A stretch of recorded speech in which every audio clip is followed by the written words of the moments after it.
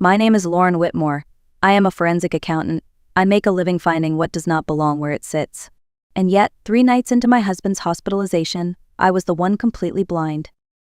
Caleb Whitmore lay in the hospital bed beside me, both legs wrapped in thick white casts, suspended by ropes and metal pulleys. The room smelled of antiseptic and old linen. It was close to 3 in the morning, the hour when hospitals feel less like places of healing and more like quiet holding rooms for fear. I had not slept properly in days. I sat curled in a folding chair, afraid even the smallest movement would wake him and trigger another wave of pain. Caleb moaned softly in his sleep. Sweat dotted his forehead. To anyone watching, he looked fragile, broken, dependent. I leaned forward and adjusted the blanket, whispering his name, reminding myself that this was marriage, that when one person fell, the other carried the weight. That was when the door opened. The head nurse, Rachel Moore, pushed her cart inside. She was efficient, calm, the kind of woman who had seen too much to be dramatic. She barely spoke as she checked the IV line and glanced at the monitors. Then she turned to me and asked, quietly, if I could step out to grab Celine from the nurse's station. As I passed her, something cold pressed into my palm. I froze for half a second. Rachel did not look at me. She simply raised one finger to her lips, a clear warning to stay silent. I walked into the hallway, my heart pounding so loudly I was sure it could be heard. Under the dim light near the supply room, I unfolded the paper. It was a single sentence, written fast and uneven. Check last night's security camera. He is not asleep. In that moment, everything I thought I knew about my life shifted. Before that night in the hospital, I believed my life was built on solid ground. I was 32 years old, disciplined, careful, and predictable in the best way. As a forensic accountant, I spent my days untangling financial lies for corporations and courts. I trusted facts, I trusted patterns, I trusted logic, and at home I believed I trusted my marriage. Caleb and I had been together for 8 years. He was charming in a quiet way, the kind of man who knew how to speak gently and appear dependable. He worked in construction management, always talking about long hours and unstable contracts, but I never questioned him. I handled our finances, he handled the rest. That balance felt safe. Then came the accident. One phone call shattered everything. Caleb had crashed his car on the highway. The doctors said he was lucky to be alive. His legs were badly injured, and the word wheelchair floated through the room like a threat no one wanted to say out loud. From that moment on, I stopped being Lauren the professional and became Lauren the wife. I took time off work. I slept in a chair beside his bed. I measured my days by medication schedules and visiting hours. I told myself love was proven in endurance. During those first days, someone else stepped into our lives. Megan Cole, Caleb's younger cousin, had recently moved to the city. She was bright, talkative, and always ready to help. She ran errands, brought food, handled paperwork. When I was too tired to think, she filled the gaps without complaint. I remember thinking how lucky we were to have her. I thanked her often. I trusted her completely. Looking back now, that trust feels almost embarrassing, but at the time I saw nothing wrong. I saw a family pulling together during a crisis. I saw myself doing what a good wife was supposed to do. I had no idea that while I was sacrificing sleep, work, and sanity, something else was quietly forming right beside me. And I was standing in the middle of it, completely unaware. After the 3rd night in the hospital, exhaustion began to blur my thoughts. I told myself that was the reason my mind felt unsettled. But deep down, something was quietly bothering me. Caleb complained of pain constantly, but only when I was near the bed. If a nurse entered, his groans softened. When Megan was in the room, his breathing became shallow and dramatic. Yet during the rare moments when I stepped away to make a call or get coffee, the room seemed strangely calm. Whenever I tried to check his legs or adjust the casts, Caleb stopped me. He would grip my wrist and say it was too disturbing to look at, that he did not want me to see him like that. I accepted his words without argument. I thought it was dignity. Now I know it was control. His phone changed too. Before the accident, Caleb never locked it. Now it stayed hidden under his pillow, always face down. If a message arrived, he silenced it instantly. When I asked if it was work, he said he was embarrassed by how useless he had become. Megan noticed everything. Or at least she acted like she did. She would give me sympathetic looks, remind me to rest, tell me I was doing more than enough. Sometimes I caught them exchanging glances, brief and unreadable, but I dismissed it. You see, when you love someone, you work very hard not to see what hurts. Rachel's note replayed in my mind over and over. He is not asleep. I tried to push it away. I told myself nurses were tired, that hospitals bred rumors, that my fear was creating patterns where none existed. But the problem with patterns is this: once you see the first one clearly, you cannot unsee the rest. And somewhere between the beeping machines and the quiet breathing of a man I thought I knew, doubt finally took root. I did not confront Caleb. I did not ask questions. I did not cry. Instead, I did what I had been trained to do my entire adult life. I looked for evidence. That morning, after making sure Megan was in the room and Caleb was settled, I told them I needed to stop by the office. I walked past the elevators down into the parking garage and locked myself inside my car. Only then did I allow myself to breathe. I called an old friend from college who now worked in cybersecurity. I trusted him with confidential investigations before. When I explained the situation, he paused longer than usual before answering. Some things, once you see them, you cannot unsee, he warned. I told him I understood. Less than 2 hours later, he sent me a secure link. I plugged in my headphones and stared at the screen, my hand steady in a way that surprised me. The footage was black and white, taken from the ceiling of the hospital room. I watched myself on the screen, tired and small, adjusting the blanket around Caleb before leaving the room. The door closed. The room went still. For a brief moment, I hoped the nurse was wrong. Then Caleb's eyes opened. Not slowly, not groggily, they snapped open, alert and sharp. He lifted his head, scanned the room, and pushed himself up on his elbows with ease.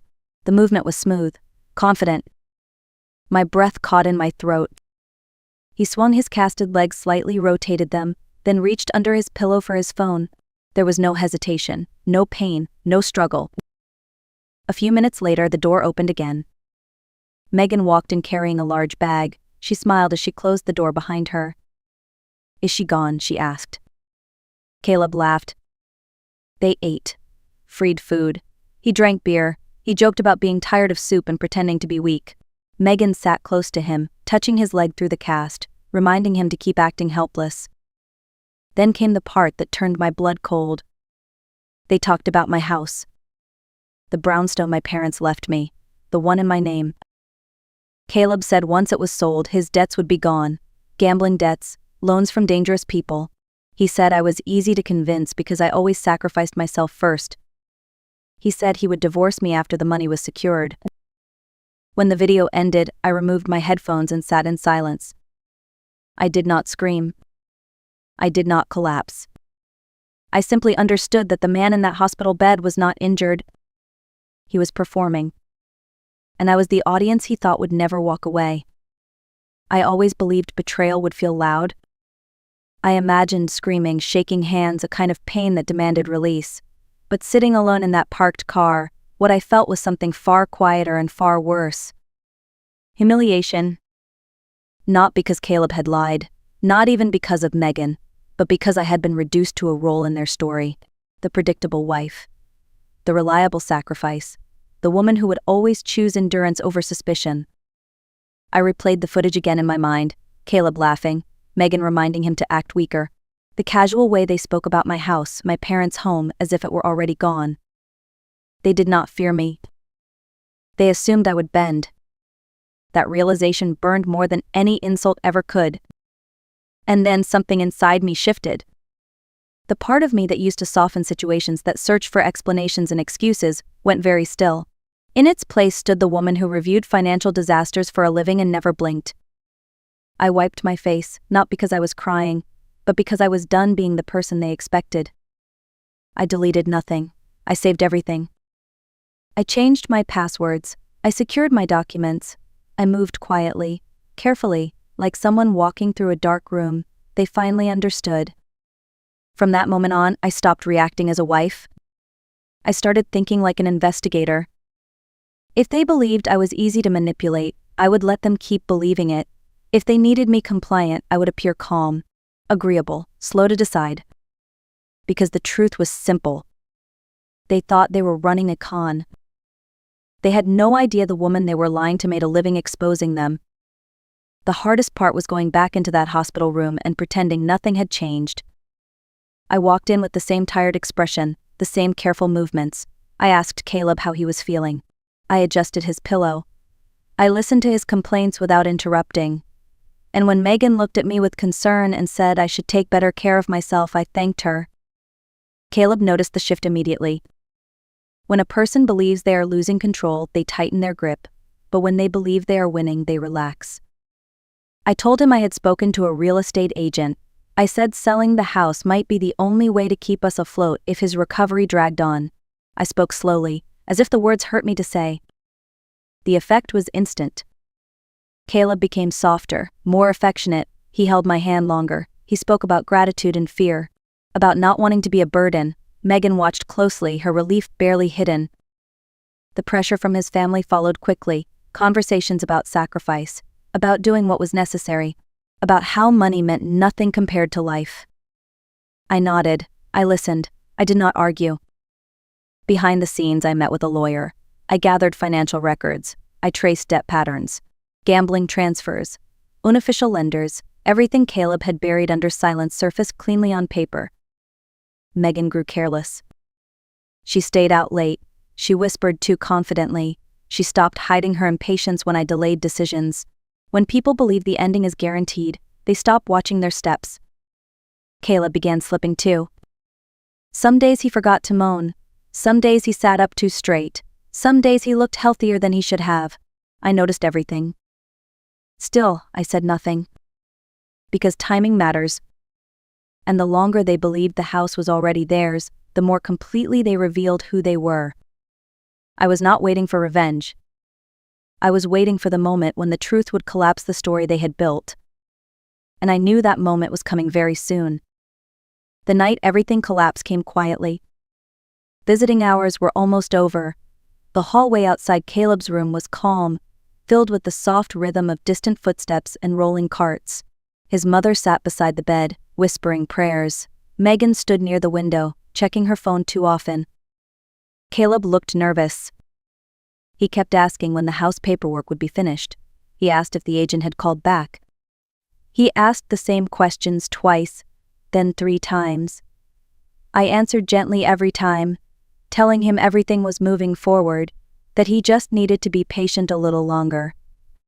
Then the door opened. 3 men walked in without hesitation.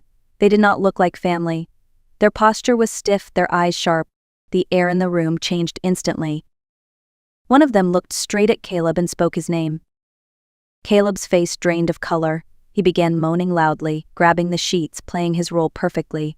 His mother stood up in alarm, demanding to know who they were and why they were there.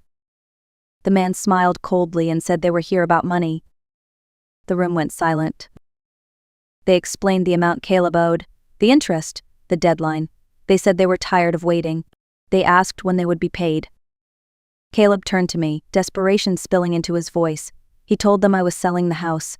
He told them the money was coming. He told them to be patient. That was when I stepped forward. I told them calmly that there would be money, but not from my house. Every face turned toward me. I took out my phone and connected it to the screen on the wall. Without raising my voice, without shaking, I pressed play. The footage filled the room. Caleb sitting up, laughing, eating, drinking, Megan beside him. Their voices filled the silence, explaining everything they thought would never be heard. His mother screamed. Megan collapsed against the wall, her hands shaking. Caleb tried to speak, but no sound came out. The men watched without interrupting. When the video ended, the leader shook his head and laughed softly. He said he had never seen someone fake a tragedy so thoroughly. They left with a warning for Caleb. When the door closed behind them, the room felt hollow. Caleb reached for me, begging, explaining, pleading. I looked at him for a long moment and felt nothing at all. The performance was over. And everyone had finally seen the truth. When the room finally emptied, the silence felt heavier than the confrontation itself. Caleb was no longer pretending. His voice cracked as he begged me not to leave, not to abandon him now that everything was exposed. He promised explanations. He promised change. He promised anything he thought might slow my steps. I did not argue. I did not raise my voice. I simply told him that trust, once dismantled so carefully, could not be rebuilt with panic and words. I said I would not sell the house. I said I would not take responsibility for his debts. I said I would be filing for divorce. His mother cried openly, torn between anger and shame. Megan could not meet my eyes. She kept repeating that she was young, that she had been influenced, that she never meant for it to go this far. I did not respond. I gathered my bag slowly, the same way I had done every night for weeks. But this time my hands did not shake. I did not look back at the bed or the machines or the man who once occupied my future. At the door, I paused for a moment. I told Caleb that this was not punishment, it was consequence, and consequences do not require cruelty to be effective. Then I walked out of the hospital. The night air outside was cold and sharp. The city lights reflected off wet pavement as cars passed without noticing me. For the first time since the accident, I felt something close to relief. I was no longer waiting in a chair beside someone else's deception. I was walking forward on my own terms, and I did not turn around. After I left the hospital, everything moved faster than I expected. The divorce papers were filed within days. With the evidence I had gathered, there was no room for negotiation. Caleb's debts were proven to be his alone. The house remained mine, clean, untouched, exactly as my parents had intended. Caleb's world, on the other hand, began to collapse. Investigations followed. His health deteriorated quickly once the performance ended. Without an audience to manipulate, there was nothing left to sustain the lie. Megan disappeared from my life entirely. No calls, no messages, just silence. I did not look for her. For a while, I lived very quietly. I returned to work. I focused on numbers, schedules, and projects that did not ask anything from my heart. In the evenings, I cooked simple meals and sat in rooms that finally felt honest. There was loneliness, yes, but there was also peace. It was during this period that I met Daniel Brooks. He was introduced through work, calm, observant. He listened more than he spoke. He never asked invasive questions. When he noticed my boundaries, he respected them without comment. We talked about ordinary things, careers, cities, small daily frustrations. There was no pressure to explain my past, no urgency to define anything. That difference mattered. For the first time, I realized how exhausting it had been to live in a constant state of emotional defense. With Daniel, I did not feel the need to perform or prove anything. I was simply allowed to exist. And slowly, without drama or promises, I began to understand that rebuilding does not require grand gestures. Sometimes it starts with silence that feels safe. Daniel did not arrive in my life like a rescue. There were no dramatic declarations, no insistence that he could fix what had been broken. He never spoke badly about my past, and he never asked me to move faster than I was ready to go. That alone felt unfamiliar.